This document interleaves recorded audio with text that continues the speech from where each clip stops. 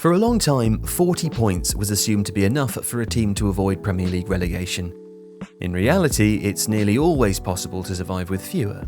But which team has won the least points and still managed to survive?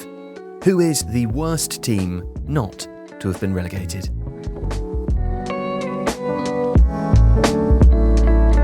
Now, of course, there are different ways of measuring this. Games won and lost, and obviously goal difference. 2009-10's Civ-like Wigan Athletic conceded 79 goals in a 38-game season and still survived. Impressive in an unimpressive way. Alternatively, you could use a more abstract measure and make it a more positive ranking. Who survived despite the odds against them? Now that might include the underfunded and understocked Bradford City team that miraculously stayed up in 1999-2000, or the 2017-18 Huddersfield Town side that edged to safety despite being little more than a collection of Football League players. But if we're to keep things simple and stick with points won, that leads us to 2004-05's West Bromwich Albion, who only won 34 points and somehow remained in the Premier League. 2004-05 is also remembered as the most dramatic relegation scramble in the Premier League's history. After 37 games, West Brom were actually bottom of the table and entered the final day in a four-way duel with Southampton, Crystal Palace and Norwich City. It was a weak league, and that helps to explain why the points total was so low. We've actually covered that day in more detail in a separate video.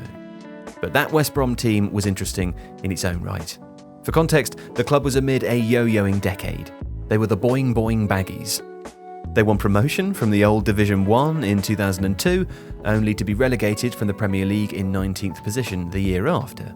Manager Gary Megson would lead them straight back though, as they cantered to second place promotion in 2003-04, setting the stage for one of the stranger survival campaigns that league had and still has ever seen. The squad that won promotion wasn't dramatically strengthened. Lively Football League forward Robert Earnshaw was signed from Cardiff City for £3 million. Midfielder Jonathan Greening signed from Middlesbrough for an undisclosed fee, and future Fulham legend Zoltan Gera was signed for just over £1 million. It was a ragtag bunch. Also signed were former Arsenal flop Junichi Inamoto, grizzled First Division veteran Darren Pearce, and future Manchester United goalkeeper Thomas Kuszczak. And in an unexpected flourish, the mercurial Arsenal forward Kanu, who was still just 28, swapped North London for the Midlands, joining on a free transfer. But the biggest news of the summer was a departure, and a forced one. Lee Hughes, who'd been a prolific goalscorer for the club in 2 separate spells and who'd been top scorer the season before. He was heading to prison.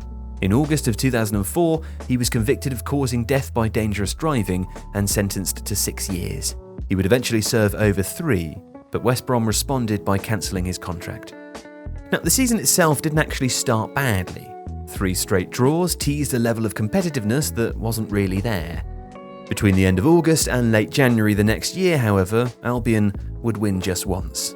Aside from that sole victory against Bolton, they would suffer heavy losses against Chelsea, Crystal Palace, Manchester United, Birmingham and Liverpool, and turmoil quickly set in. Megson wouldn't last until the end of the autumn. He was sacked in late October, and after Albion were placed under caretaker manager Frank Burrows, former Manchester United midfielder Brian Robson took over in November. It took almost a month for his impact to be felt. Before it was, the club's season would include a comedic moment which is still remembered today, with Kanu missing an almost unmissable chance from under the crossbar against Middlesbrough. Albion were 2-1 down in Robson's first game in charge, and Kanu's miss denied them a point. It characterised the growing sense of futility. And yet, the team would rally. Albion ended 2004 and started 2005 with draws against Manchester City, Bolton and Newcastle. In the transfer window, veteran goalscorer Kevin Campbell joined on a free transfer, midfielder Richard Chaplow was signed from Burnley, and Manchester United prospect Kieran Richardson moved down to the Black Country from Old Trafford. Albion's resurgence was impressive. Despite 13 straight weeks at the foot of the table and beginning with a 2-0 win over Manchester City at the Hawthorns on the 22nd of January, Albion would lose just 4 times in the league during the rest of the season. On the season's final day, even though they began in 20th place and needed other results to fall their way, Albion knew that they still had a chance of beating the drop. And miraculously, the stars aligned. Norwich were thumped away to Fulham, Southampton were beaten at home by Manchester United, and despite leading, Crystal Palace conceded a late goal at the Valley to be held by Charlton Athletic. Meanwhile, at the Hawthorns, substitute Jeff Horsfield, a gnarly centre-forward who'd fought his way up the divisions from non-league football, put Albion in front with his first touch after coming on. And then, to clinch survival, Manchester United loanee Richardson drilled in a second to ensure 3 points.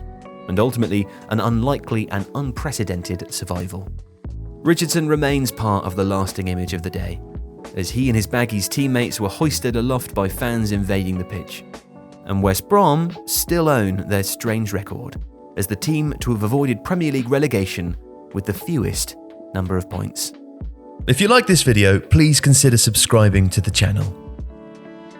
The Athletic is home to some of the world's best sports journalists, including journalists dedicated to each Premier League team, so every fan gets the coverage they deserve, not just the big clubs. And you can try it for free now for 30 days. See the link in the description.